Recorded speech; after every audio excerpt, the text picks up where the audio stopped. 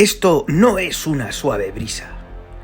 Este piloto decidió experimentar lo que se siente al sacar la cabeza por la ventana de un avión aterrizando, en este caso amerizando. La velocidad a la que va la aeronave es de 209 km por hora y esto que veis es solo aire que golpea la cara a esa velocidad. No lo confundáis con las fuerzas G, que ya las explicamos en otro vídeo.